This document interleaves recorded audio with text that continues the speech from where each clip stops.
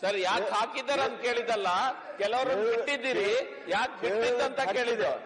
ಕೇಳೋದಕ್ಕೆ ಹಕ್ಕಿದೆ, ಇಲ್ಲ ಅಂತಲ್ಲ. ಆದ್ರೆ ಯಾವ ಸರ ಫೋಟೋ ಹಾಕಿದಾಗ ಕೇಳಿದ್ರ ನಾವು ಡಿಂಟ್ ವಾಂಟ್ ಟು ಡಿಸ್ಟರ್ಬ್. ಅಲ್ಲ, ನಾವು ಎಕ್ಸ್ಪ್ರೆಷನ್ ಅವ್ರಿಗೆ ಅಧಿಕಾರ ಕೊಟ್ಟಿದ್ರು, ಎಲ್ಲ ಫೋಟೋದು ಕೇಳ್ತಾ ಇದೀವಿ. ದಯಮಾಡಿ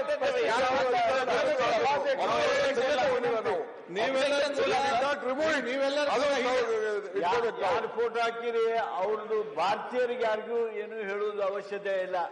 ಅತ್ಯಂತ ಅವಶ್ಯಕತೆ ಬೇರೆ ವಿಷಯ ಅಲ್ಲ ಸರ್, ಅವಶ್ಯಕತೆ ಇಲ್ಲ ಬೇರೆ ವಿಷಯ. ಅವಶ್ಯಕತೆ ಪ್ರಶ್ನೆ ಅಲ್ಲ. ತುಂಬಾ ಜನರದಿದೆಯಲ್ಲ ಸೆಲೆಕ್ಷನ್ ಇತಿಹಾಸ ಯಾರು ಗಡಿಬಿಡಿ ಮಾಡಬೇಡಿ ಇದರಲ್ಲಿ. ಸೊ ಒಂದು ಬಸವಣ್ಣನ ಆ ಒಂದು ಭಾವಚಿತ್ರ ಬದಲಾವಣೆ ಮಾಡಬೇಕಂತ ಹೇಳಿಕೊಂಡು ಒಂದು ಮೊನ್ನೆ ತನ್ನ ಸಲ್ಲಿಸಿಕೊಟ್ಟು, ಅದಕ್ಕಿಂತ ಮುಂಚೆ ರಾಯರೆಡ್ಡಿ ಮತ್ತು ಇನ್ನಿತರರು ಆ ಮೂರು ಇದ್ದಂಥ ಫೋಟೋಗಳು ಸರಿ ಇಲ್ಲ, ಅದು ಸರಿಪಡಿಸಬೇಕಂತ ಹೇಳಿದಾಗ ಅದನ್ನು ನಾವು ಸರಿಪಡಿಸಿದ್ದೇವೆ. ಅದರ ನಂತರ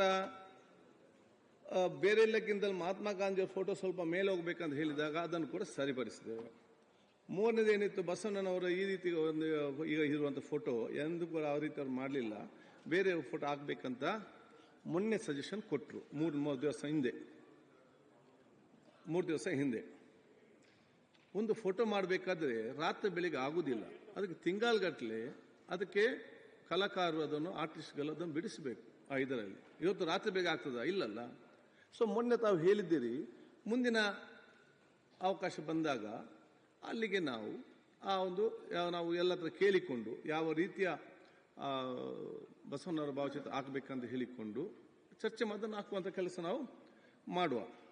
ಈಗೇನೇನು ಕೆಲವು ಪ್ರಶ್ನೆ ಯಾವ ಯಾವ ಆಧಾರದಲ್ಲಿ ಹಾಕಿದ್ರಿ ಅಂತೇಳಿ ನನಗೆ ವಿಶ್ವಾಸ ಇದೆ. ನೀವೆಲ್ಲ ಇತಿಹಾಸ ಕಲಿತವರು, ಕಾಲೇಜ್ ಶಾಲೆಗೆ ಹೋಗಿ ಬಂದವರು, ವಿಚಾರ ನಿಮಗೆ ನನಗಿಂತ ಜಾಸ್ತಿ ಮಾಹಿತಿ ಇದೆ ರಾಜಕೀಯವಾಗಿ. ಇವರೆಲ್ಲರೂ ಕೂಡ ಇತಿಹಾಸ ನಿಮಗೆ ಬೈಹಾಟ್ ಇದೆ ಅಂತ ನಾನು ಭಾವಿಸ್ತೇನೆ. ಗೊತ್ತಿಲ್ಲದಿದ್ದವ್ರಿಗೆ ನಾನು ಹೇಳುವಂಥದ್ದು ಏನಂತ ಹೇಳಿದ್ರೆ, ಡಾಕ್ಟರ್ ಬಾಬು ರಾಜೇಂದ್ರ ಪ್ರಸಾದ್ ಈ ದೇಶದ ಪ್ರಪ್ರಥಮ ರಾಷ್ಟ್ರಪತಿ. ಅಧ್ಯಕ್ಷರೇ, ಅಲ್ಲ ಒಂದು ನಿಮಿಷ. ಈಗ ಅಲ್ಲಿರೋರು ಎಲ್ಲರ ಬಗ್ಗೆನೂ ಗೌರವ ಇದೆ, ಅಲ್ಲಿರೋರು ಎಲ್ಲರಿಗೂ ಗೊತ್ತಿದೆ. ಅದನ್ನ ಮತ್ತೊಮ್ಮೆ ಎಕ್ಸ್ಪ್ಲೈನ್ ಮಾಡೋದ್ರಿಂದ ನಮ್ಮ ಕಾನೂನು ಸಚಿವರು ಹೇಳಿದ್ರು ಅದಕ್ಕೆ ಸರಿ ಅರ್ಥ ಬರಲ್ಲ. ಎಲ್ಲರೂ ನಮಗೆ ಪೂಜ್ಯನೀಯರು, ಅವ್ರ ಪ್ರಶ್ನೆ ಅದಲ್ಲ. ಮೂಲತವಾಗಿ ಅವರು ಇನ್ನ ಕೆಲವು ಫೋಟೋ ಹಾಕ್ಬೇಕಾಯ್ತು ಅನ್ನೋ ಭಾವನೆಯಿಂದ ಅವ್ರು ಹೇಳಿದ್ದಾರೆ ಅಷ್ಟೇ. ಅದು ಬಿಟ್ರೆ ಯಾರು ಪರಿಚಯ ಇಲ್ಲ ಅಂತ ಹೇಳಿದ್ರೆ ಅಷ್ಟೇ ಅಲ್ವಾ? ಮತ್ತೆ ಯಾಕೆ ಅವ್ರು ಬೇರೆ ಇನ್ನು ಕೆಲವ್ರದ್ದು ಇದ್ದಿದ್ರೆ ಒಳ್ಳೇದಿತ್ತು ಕೂಡ ಮಾತಾಡಿದ್ದಾರೆ ಅಷ್ಟೇ. ಅದನ್ನ ಅಪಾರ್ಥ ಮಾಡ್ಕೊಳ್ಳೋದು ಏನ್ ಅಷ್ಟೇ ಆಗ್ಬೇಕಿದ್ದು ಜಾಗ ಇದ್ರೆ ಹಾಕುವ.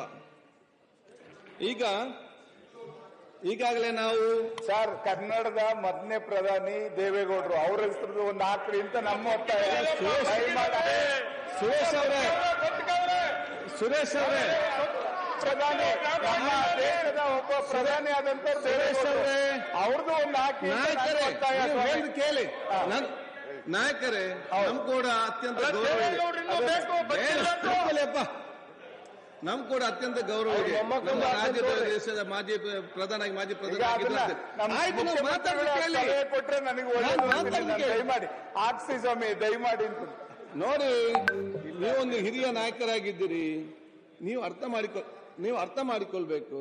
ಯಾಕೆಂತ ಹೇಳಿದ್ರೆ ಎಲ್ಲರಿಗೂ ನಮಗೆ ಗೌರವ ಇದೆ, ಇಲ್ಲ ಅಂತಲ್ಲ, ಅದು ಆಗಲೇಬೇಕು. ಯಾವಾಗ ಈಗ ನಾವು ಯಾರ್ದು ಹಾಕಿದ್ದು ಸೇವೆ ಮಾಡಿ ನಮ್ಮ ಅಗಲಿದ್ದವರ ಬಗ್ಗೆ ನಾವು ಹಾಕಿದ್ದೇವೆ ಅಲ್ವ? ನೀವು ಈಗಲೇ ಹಾಕಿ ಅಂತ ಹೇಳಿದ್ರೆ ಎಂತ ನಾವು ಯಾರಿಗೆ ಏನಂತ ನಾನು ಹೇಳಲಿಕ್ಕೆ ಹೋಗುದು? ಅದಕ್ಕೂ ಅರ್ಥ ಬೇಕು, ಒಂದು ಮಾತಾಡೋದೊಂದು ಅರ್ಥ ಬೇಕಲ್ಲ, ಏನು ವಿಚಾರ ಅಂತ ಹೇಳಿ.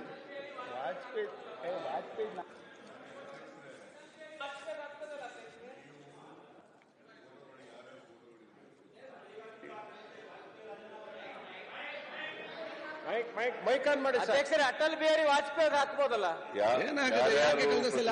ಬೇಕು ಅಂತ ಹಾಕಿದ್ದೀರಿ. ಅವೆಲ್ಲರೂ ಕೂಡ ನಮ್ಮ ಈ ದೇಶಕ್ಕೆ ಸೇವೆ ಮಾಡಿರ್ತಕ್ಕಂಥವ್ರು, ದೇಶದ ಸ್ವಾತಂತ್ರ್ಯ ಹೋರಾಟದಲ್ಲಿ ಭಾಗಿಯಾಗಿದ್ದಂಥವ್ರು, ಆಮೇಲೆ ವಿವಿಧ ಹಂತಗಳಲ್ಲಿ ದೇಶ ಸೇವೆಯನ್ನು ಮಾಡಿರ್ತಕ್ಕಂಥವ್ರು, ಸಮಾಜ ಸೇವೆಯನ್ನು ಮಾಡಿರ್ತಕ್ಕಂಥವ್ರು. ನಿಮ್ಮ ಡಿಸ್ಕ್ರಿಷನ್ನಲ್ಲಿ ವಿವೇಚನೆಯಿಂದ ಕೆಲವು ಫೋಟೋಗಳನ್ನು ಹಾಕಿದ್ದೀರಿ. ಹಿಂದೇನೂ ಕೂಡ ಹಿಂದಿನ ಅಧ್ಯಕ್ಷರು ಕೂಡ ಇದ್ದರು. ನಾವು ಅದನ್ನು ಪ್ರಶ್ನೆ ಮಾಡಕ್ಕೆ ಹೋಗ್ಲಿಲ್ಲ, ಯಾಕೆ ಹಾಕಿದ್ರಿ ಅಂತ ಹೇಳಿ ಪ್ರಶ್ನೆ ಮಾಡಕ್ಕೆ ಹೋಗ್ಲಿಲ್ಲ. ನೀನ್ ಪ್ರಶ್ನೆ ಮಾಡಿಲ್ಲಪ್ಪ, ಬೇರೆಯವ್ರು ಪ್ರಶ್ನೆ ಮಾಡ್ತಾ ಇದ್ದಾರೆ. ಆಮೇಲೆ ಯಾರ್ಯಾರು ದಿವಂಗತರಾಗಿದ್ದಾರೆ, ಈ ದೇಶಕ್ಕೆ ಸೇವೆ ಮಾಡಿ ದಿವಂಗತರಾಗಿದ್ದಾರೆ, ಅವ್ರ ಫೋಟೋಗಳು ಹಾಕಿದ್ದೀರಿ, ರಾಷ್ಟ್ರ ನಾಯಕರ ಫೋಟೋಗಳನ್ನು ಹಾಕಿದ್ದೀರಿ. ಅದರಿಂದ ದಿವಂಗತರಾಗದವರು, ದೇಶ ಸೇವೆ ಮಾಡಿದವರು, ಸಮಾಜ ಸೇವೆ ಮಾಡಿದವರು, ಸ್ವಾತಂತ್ರ್ಯ ಹೋರಾಟದಲ್ಲಿ ಭಾಗವಹಿಸಿದಂಥವರು, ಮತ್ತೆ ಸಾಮಾಜಿಕ ಕ್ರಾಂತಿಯನ್ನು ಮಾಡಿದಂಥವ್ರು ಬಸವಣ್ಣವರು ಅಲ್ವಾ? ಅವ್ರ ಫೋಟೋ ಎಲ್ಲ ಹಾಕಿದ್ರಿ. ಮಹಾತ್ಮ ಗಾಂಧೀಜಿಯವರು ಸ್ವಾತಂತ್ರ್ಯ ಹೋರಾಟದ ಮುಂಚೂಣಿ ನಾಯಕತ್ವ ವಹಿಸಿದಂಥವ್ರು, ಅವ್ರ ಫೋಟೋ ಹಾಕಿದ್ದೀರಿ. ಸೊ ನಾವು ಅದನ್ನು ಪ್ರಶ್ನೆ ಮಾಡಕ್ ಹೋಗಲ್ಲ, ನೀವು ಎಕ್ಸ್ಪ್ಲನೇಷನ್ ಕೊಡಬೇಕಾದಂತ ಅಗತ್ಯನೂ ಇಲ್ಲ.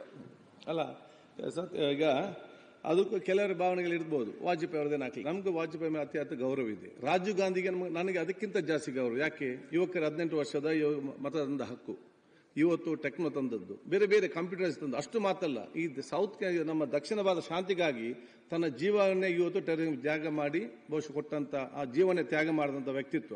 ಸೊ ಇಂಥ ಹಲವಾರು ನಾಯಕರಿದ್ದಾರೆ ಅಂತ ತಾವು ಅರ್ಥ ಮಾಡಿಕೊಳ್ಬೇಕು. ಲಾಲ್ ಬಹದ್ದೂರ್ ಶಾಸ್ತ್ರಿ ಅವರು, ನಾವು ಈ ಒಂದು ಫೋಟೋವನ್ನು ಇನ್ನೊಂದು ಅದ್ಯಾವುದೋ ರಾಜಕೀಯ ಪಕ್ಷಕ್ಕಾಗಿ ಅಥವಾ ಇನ್ನೊಂದು ಅದಲ್ಲ, ಇದು ನಾವೆಲ್ಲ ಎಲ್ಲರದ್ದು ಆಗ್ಬೇಕಿತ್ತು, ಎಲ್ಲರದ್ದು ಆಗ್ಲಿಲ್ಲ, ಎಲ್ಲರ ಪರವಾಗಿ ಇವರನ್ನು ನಾವು ಹಾಕಿದ್ದೇವೆ. ನಾವೆಲ್ಲ ಸಂತೋಷ ಪಡುವಂತ ಹೇಳಲಿಕ್ಕೆ ನಾನು ಇವತ್ತು ಬಯಸ್ತೇನೆ. ಇದೆಲ್ಲರ ಪರವಾಗಿ ಇಂಥವ್ರನ್ನ ನಾವು ಹಾಕಿದ್ದೇವೆ, ಬೇರೆ ಜಾಗ ಇಲ್ಲ. ಅದಕ್ಕಾಗಿ ಬಹುಶಃ ನಿಮಗೆಲ್ಲ ನನ್ನ ಕೃತಜ್ಞತೆ ಸಲ್ಲಿಸಿಕೊಂಡು ಈಗ ಅಲ್ಲಿ ಒಂದು ಬಿಲ್ಗೆ ತೆಗೊಳ್ಳ, ಬಿಲ್ ಆದ ತಕ್ಷಣ ಪ್ರಶ್ನೆ ತೆಗೊಳ್ಳ. 69 ಅಲ್ಲಿ ನಾನು ಕೊಟ್ಟಿದ್ದೀನಿ, ಅದೇ ಬರುವಲ್ಲಿಗೆ ಬಿಲ್ ಆಮೇಲೆ ತಗೊಳ್ಳಿ ಸರ್, ಬಿಲ್ ಪಾಸ್ ಮಾಡ್ಕೊಡ್ತೀವಿ. ಶಾಸಕರ ಅನುದಾನದ ಬಗ್ಗೆ ದಯಮಾಡಿ ಏನು ಬಂದಿದೆ ಚರ್ಚೆ ಮಾಡೋದಕ್ಕೆ ಅವಕಾಶ ಕೊಡಿ. ಬಿಲ್ ಆಯ್ತು, ಒಬ್ಬರು ಮಾತಾಡ್ತಾರೆ. ಅಶೋಕ್ ಅವರು ಪ್ರತಿಪಕ್ಷ ನಾಯಕರಿದ್ದಾರೆ, ಕೂತ್ಕೊಳ್ಳಿ. ನಮ್ಮ ಕ್ಷೇತ್ರದ ಅಭಿವೃದ್ಧಿ ನಿಂತೋಗಿದೆ ಅಧ್ಯಕ್ಷರೇ. ಶಾಸಕರಿಗೆ ಅಷ್ಟೇ ಈ ಬಿಲ್ ಪಾಸ್ ಆದ್ರೆ ಮಾತ್ರ ಅನುದಾನ ಬರೋದಲ್ಲ. ಅವಕಾಶ ಕೊಡಬೇಕು. ಬಿಲ್ಗೆಲ್ಲ ಪಾಸ್ ಆಗಿದ್ರೆ ಅನುದಾನ ಬರ್ತದ? ದಯಮಾಡಿ ಕಾನೂನು ಸಚಿವರು ಬಿಲ್ ಅನ್ನ ದಯಮಾಡಿ ನಾವು ನಾಳೆ ಪಾಸ್ ಮಾಡ್ಕೊಡ್ತೀವಿ. ನೀವೇನು ಗಡಿಬಿಡಿ ಆಗೋದು ಬೇಡ. ಆ ತರದ ಏನೋ ಬಿಲ್ ಇಲ್ಲ, ಬಿಲ್ಲಿನ ಬಗ್ಗೆ 10 ನಿಮಿಷ ಚರ್ಚೆ ಮಾಡಿ ಪಾಸ್ ಮಾಡ್ಕೊಡ್ತೀವಿ. ಈ ಉಳಿದ ವಿಷಯಗಳನ್ನು ತೆಗೆದುಕೊಳ್ಳೋಣ. ಯಾಕೆಂದ್ರೆ 69 ಮೊದಲನೇ ದಿನದಿಂದ ಈ ವಿಷಯ ಇಟ್ಕೊಂಡು ಕೂತಿದೀವಿ. ಎಲ್ಲ ಶಾಸಕರ ವಿಷಯ ಇದೆ, ಚರ್ಚೆ ಮಾಡೋಣ. ನಾಳೆ ಬೆಳಿಗ್ಗೆ ಖಂಡಿತ, ನಾಳೆ ಮಧ್ಯಾಹ್ನದೊಳಗೆ ಎಲ್ಲ ಬಿಲ್ಲನ್ನು ಪಾಸ್ ಮಾಡ್ಕೊಡ್ತೀವಿ. ಇವಾಗ 69 ತಗೊಳ್ಳಿ ದಯಮಾಡಿ. ಅಧ್ಯಕ್ಷರೇ ದಯವಿಟ್ಟು ಹೋದ ವಾರದಿಂದ ಈ ವಾರದವರೆಗೆ ಸರ್ಕಾರದ ಒಂದು ಡೇಟ್ ಎಕ್ಸ್ಟೆಂಡ್ ಮಾಡುವಂತದ್ದು ಕಾರ್ಪೊರೇಷನ್ ಅಲ್ಲಿ ಟ್ಯಾಕ್ಸ್ ವಿಚಾರದಲ್ಲಿ 30 ಡಿಸೆಂಬರ್ ಅಂತ ಇದನ್ನ ಆರ್ಡಿನೆನ್ಸ್ ಆಗಿತ್ತು, ಅದನ್ನ ಮಾಡೋಂಥದ್ದು. ಅದನ್ನ ದಯವಿಟ್ಟು, ಯಾಕೆಂದ್ರೆ ನಂಗೆ ನಾಳೆ ಅಸೆಂಬ್ಲಿಗೆ ಬರಕ್ಕಾಗಲ್ಲ, ಮಧ್ಯಾಹ್ನವರೆಗೂ ನಂಗೆ ಸ್ವಲ್ಪ ಬೇರೆ ಕೆಲಸ ಇದೆ, ದಯವಿಟ್ಟು ತಾವು ಸಹಕಾರ ಕೊಡಬೇಕು. ಇದೊಂದು ಈಗ ಸನ್ಮಾನ್ಯ ಡಿ.ಕೆ. ಶಿವಕುಮಾರ್ ಅವರು ಹೇಳಿದ್ರು, ನಾವು ಆ ಬಿಲ್ಗೆ ನಮ್ದೇನು ಅಬ್ಜೆಕ್ಷನ್ ಇಲ್ಲ, ಹಿಂದೇನೆ ಆರ್ಡಿನೆನ್ಸ್ ಮಾಡ್ಬಿಟ್ಟಿದೆ. ಇದು ಸರ್ಕ್ಯುಲರ್ ನಾವು ನೀವಿಲ್ಲ ಅಂದ್ರೆ ಮಾಡ್ಕೊಡ್ತೀರಿ, ನೀವಿಲ್ಲ ಅಂದ್ರೆ ಮಾಡ್ಕೊಡ್ತೀರಿ, ಚರ್ಚೆ ಇಲ್ದಂಗೆ ಮಾಡ್ತೀರಿ. ಅದರದ್ದೇನು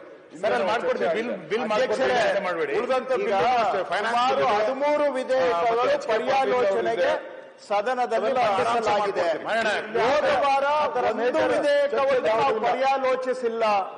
ನಾನು ತಮಗೆ ಮನವಿ ಮಾಡೋದು, ಈ ಕರ್ನಾಟಕ ವಿಧಾನಮಂಡಲದಲ್ಲಿ ಮೇಲ್ಮನೆನೂ ಸಹ ಇದೆ. ಮೇಲ್ಮನೆಗೂ ಕೂಡ ನಾವು ಗೌರವ ಕೊಡಬೇಕು. ಅಂದ್ರೆ ಸುಮ್ಮನೆ ಇದನ್ನ ಮಂಜೂರು ಮಾಡಿಕೊಡಿ ಅಂತ ಕಳಿಸಿದ್ರೆ ಅಗೌರವ ಆಗುತ್ತೆ. 13 ಬಿಲ್ಗಳನ್ನ ತೆಗೆದುಕೊಂಡೋಗಿ ಒಂದಿನದಲ್ಲಿ ಪಾಸ್ ಮಾಡಿಕೊಡಿ ಅಂದ್ರೆ ಬಹಳ ಅಗೌರವ ಆಗುತ್ತೆ. ಸರ್ಕಾರ ಮೇಲ್ಮನೆಯಲ್ಲಿ ಉತ್ತರ ಕೊಡೋದು ಕಷ್ಟ ಆಗುತ್ತೆ. ಕಳೆದ ವಾರ ಒಂದು ವಿಧೇಯಕವನ್ನು ನಾವು ಪರ್ಯಾಲೋಚನೆಗೆ ತೆಗೆದುಕೊಂಡಿಲ್ಲ. ತಮ್ಮ ಸೂಚನೆ ಪ್ರಕಾರ 2ನೇ ದಿನ 11 ವಿಧೇಯಕಗಳನ್ನ ಮಂಡಿಸಿದ್ದೇವೆ. 11 ವಿಧೇಯಕಗಳನ್ನ ಇಲ್ಲಿವರೆಗೂ ಪರ್ಯಾಲೋಚನೆ ಆಗಿಲ್ಲ. ಸದನದ ಮುಖ್ಯ ಕರ್ತವ್ಯ ವಿಧಾನ ಮಾಡುವಂತ ಇವೆಲ್ಲ ಇಟ್ಕೊಂಡು ಅವರು ವಿರೋಧ ಪಕ್ಷದವರು ಏನೆಲ್ಲ ಕೇಳಿದ್ರು ತಾವು ಇಲ್ಲಿವರೆಗೂ ಅವರಿಗೆ ಅವಕಾಶ ಮಾಡಿಕೊಟ್ಟಿದ್ದೀರಿ. ದಯವಿಟ್ಟು ಇದಕ್ಕೂ ಕೂಡ ಅವಕಾಶ ಮಾಡಿಕೊಡ್ಬೇಕು ಸರ್ಕಾರದ ಪರವಾಗಿ.